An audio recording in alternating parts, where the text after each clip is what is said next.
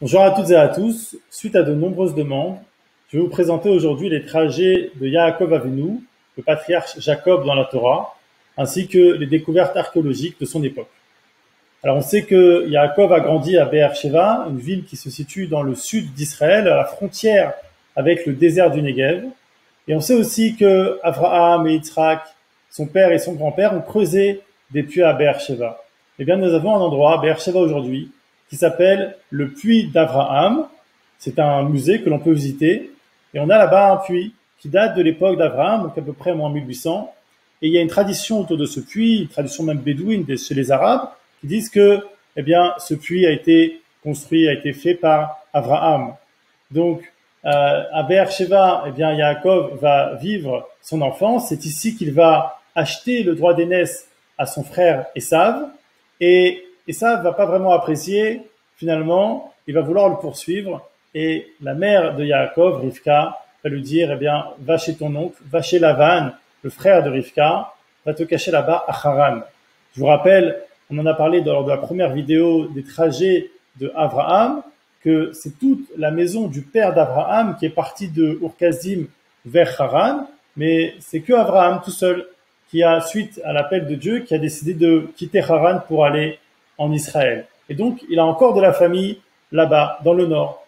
Eh bien, Rivka va le convaincre et le père de Yaakov, Yitzhak, va aussi lui conseiller d'aller là-bas pour trouver une femme venant de sa famille. Je vous rappelle également que Yitzhak s'est marié avec Rivka, ils sont partis la chercher également dans le nord à Haran. Alors, voilà, ça c'est le début de la paracha de Vaïtse.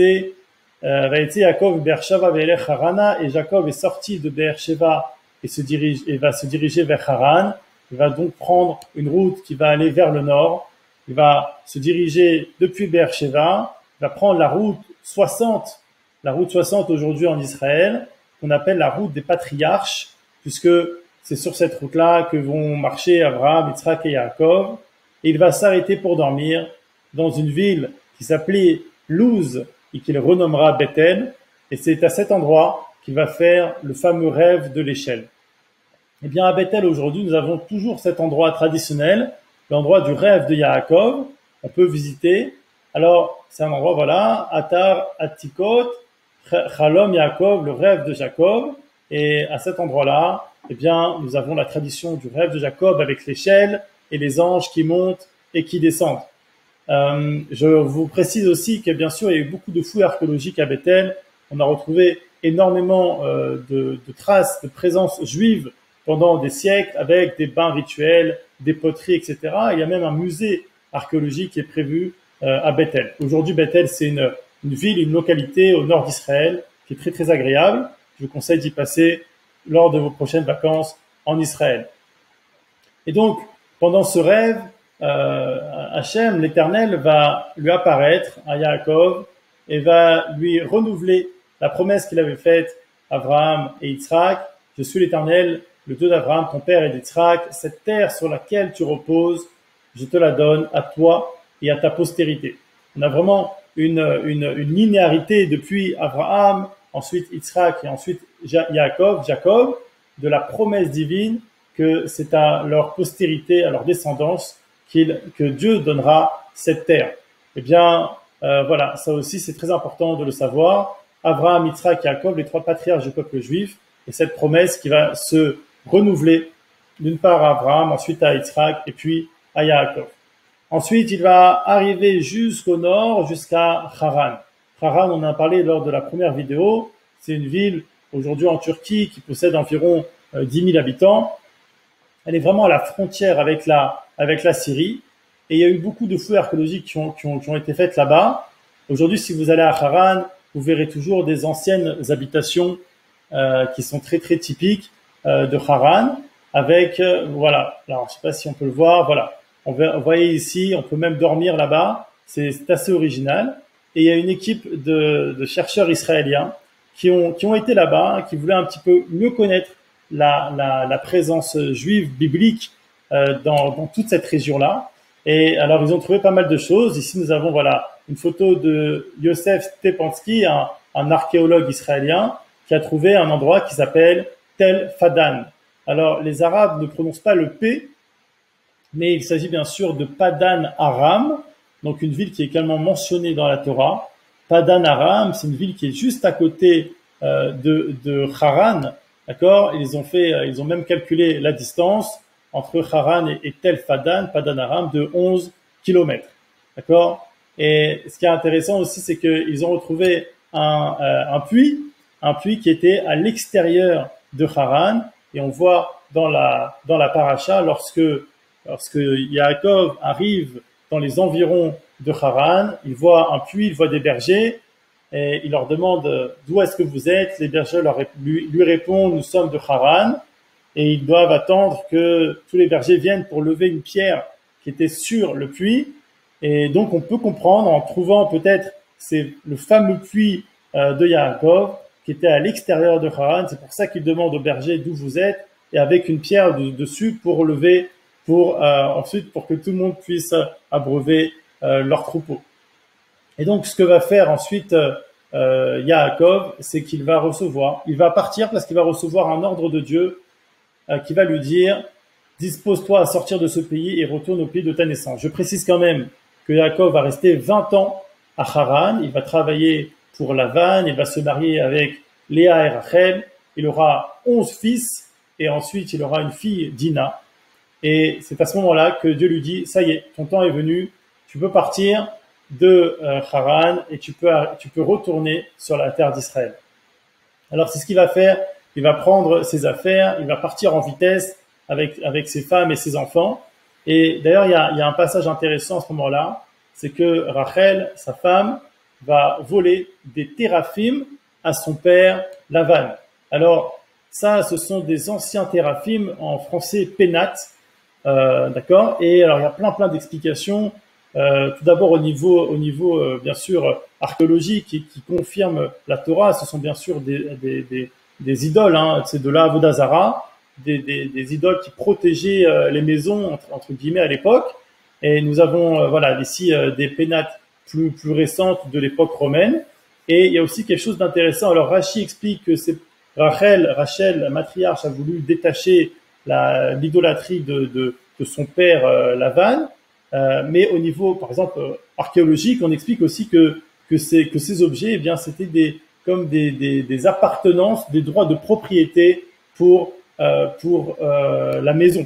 Et ce que va dire Rachel et Léa, ce qu'elles vont dire juste avant à Yaakov, juste avant cet événement: est-il encore pour nous une part en héritage et un héritage dans la maison de notre père? Elles vont nous pas été considérées par lui comme des étrangères, puisqu'il nous a vendus, il a consommé tout notre bien.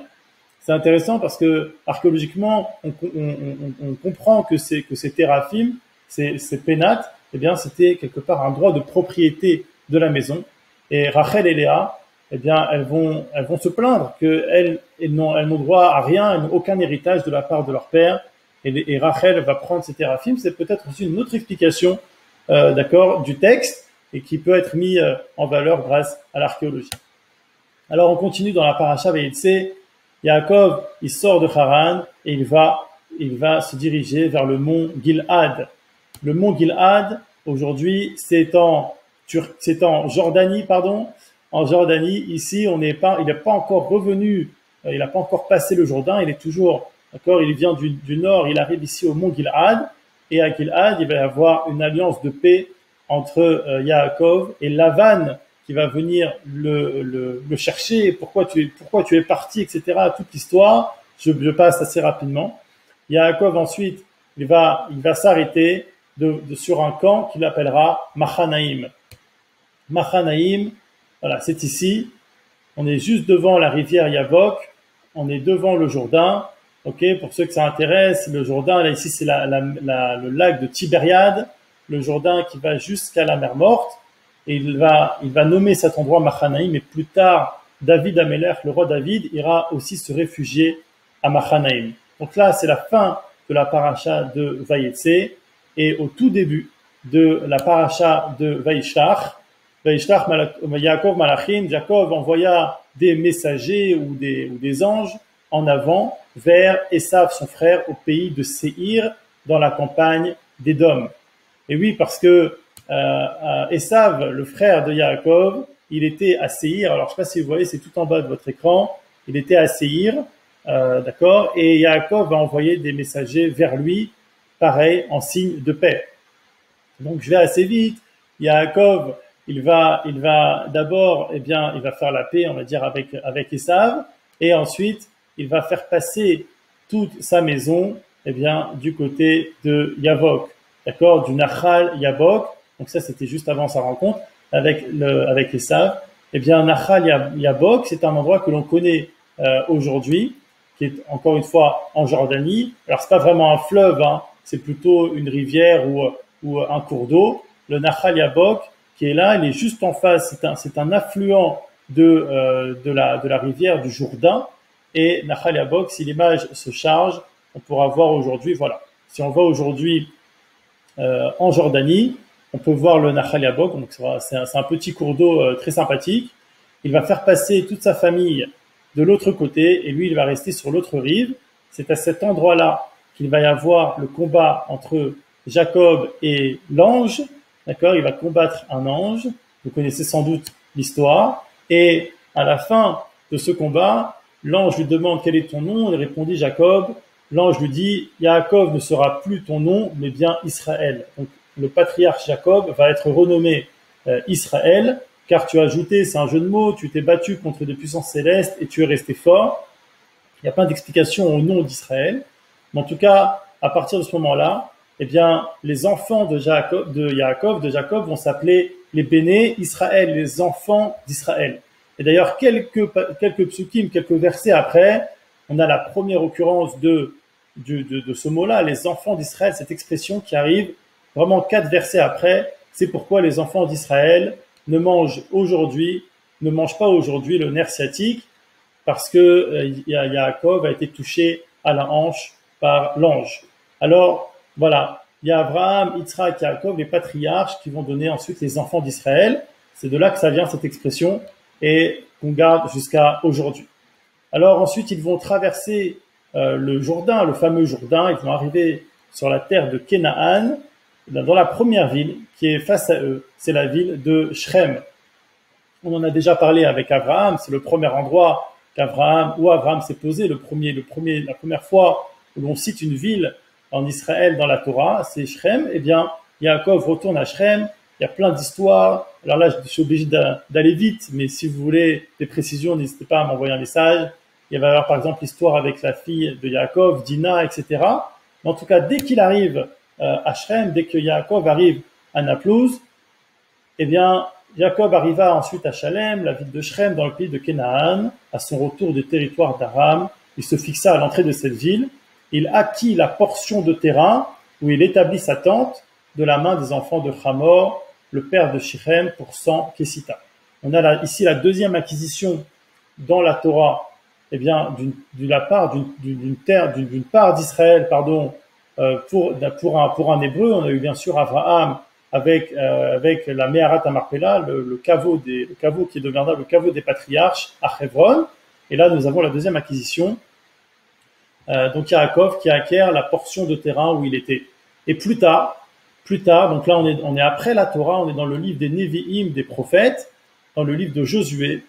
Eh bien, lorsque les enfants d'Israël sortiront d'Égypte, ils prendront avec eux les ossements de Joseph. Et là, on est chapitre 24, verset 32 dans les prophètes. Quant aux ossements de Joseph, que les enfants d'Israël avaient emportés d'Égypte, on les inhuma à Shrem, dans la pièce de terre que Jacob avait acquise pour 100 Kessita. Et donc on a ce témoignage biblique qui dit que Yosef, l'un des fils de Jacob, sera enterré dans cette portion que son père avait acquise. Et on a toujours le fameux Kever Yosef, le tombeau de Joseph. On en a parlé dans la première vidéo, qui se situe à Shrem. Et les Juifs d'Israël peuvent y aller de temps en temps, etc., la nuit. Mais c'est des endroits qui sont exceptionnels parce que c'est marqué dans la Torah. Donc on peut toujours visiter ces endroits-là. Donc il va ensuite descendre. Il était à Shrem, à Naplouse. Il va prendre la route vers Hebron. Pour cela, il va descendre toujours vers le sud dans cette route 60. Et ce qui va se passer, c'est que la femme de Jacob la deuxième femme de Jacob, Rachel, eh bien, était enceinte. Et elle va accoucher. Elle va accoucher sur le chemin. Et elle va accoucher dans la douleur. On va appeler le fils Binyamin, Benjamin. Et Rachel, Imenu, eh bien, va mourir à Bethléem. Alors, on sait souvent elle a été enterrée sur le chemin, mais on ne sait pas vraiment souvent de quel chemin il s'agit. Eh bien, voilà, on a ici une carte avec les déplacements depuis Shrem, Bethel, ensuite Bethléem, là où Rachel Imenu, eh bien, va mourir en accouchant de Binyamin. D'accord? Ce qui va se passer, c'est que il va y avoir un enterrement donc de Rachel à Bethléem. Et aujourd'hui toujours, nous avons le Kever Rachel, eh bien le tombeau de Rachel que l'on peut visiter. C'est un peu plus simple, on va dire, de visiter aujourd'hui le Kever Rachel. Et donc, il va continuer sa route. Il va descendre depuis Bethléem jusqu'à Hebron. Ok, donc là, on a tout le chemin qui reprend le chemin inverse de l'allée. Et quand il arrive à Hebron, eh bien, c'est son père Yitzhak qui va mourir. Les jours d'Isaac ayant été de 180 ans, il défaillit et mourut et rejoignit ses pères, âgés et rassasiés de jours. Esav et Yaakov, ses fils, l'ensevelirent. Et donc, on a l'enterrement d'Yitzhak Avinu, Isaac, dans la Me'ara Tamarpela, à Hebron. D'accord? Là, on est bien à Mamré, la cité d'Arba, autrement Hebron, où demeurèrent Abraham et Yitzhak. Et ensuite, eh bien, c'est la fin de la paracha, et on arrive à une nouvelle paracha qui s'appelle bien sûr Vayeshev. Enfin, Yaakov peut séjourner en paix, sauf que il va y avoir une famine dans le pays. Et les enfants de Yaakov, les bénis Israël, vont aller en Égypte. Je passe bien sûr sur l'histoire de Yosef, et ils vont aller en Égypte, ils vont s'installer en Égypte. Yaakov ira aussi en Égypte, il finira sa vie là-bas, il va vivre 17 ans en Égypte, il va mourir à l'âge de 147 ans. Yosef, son fils, va demander au pharaon de pouvoir aller enterrer son père à Hebron. C'est ce qui va se passer. Ils vont partir d'Égypte pour être enterrés à Hebron. Ils vont revenir en Égypte. C'est le début de l'exil. Le premier exil, en fait, c'était bien sûr lorsque toute la famille, on parle de 70 âmes dans la Torah, qui vont partir de la terre d'Israël pour aller en Égypte. Et ensuite, il va y avoir toute la partie de la Torah avec l'esclavage, etc. Ils ne reviendront que beaucoup plus tard, emmenés par Moïse dans le désert. Et ensuite, c'est Josué qui va prendre la relève du peuple après Moïse, qui va pouvoir ramener les enfants d'Israël sur la terre d'Israël. Mais tout ça, les amis, c'est une autre histoire. Voilà toute la carte de la région avec les trajets de Yaakov. Et j'espère que ça vous a plu. En tout cas, pour moi, c'est toujours un plaisir de préparer et d'expliquer. Si vous avez des questions, des commentaires, n'hésitez pas. Avec grand plaisir. Merci à tous. Bon courage pour tout et à très bientôt, j'espère.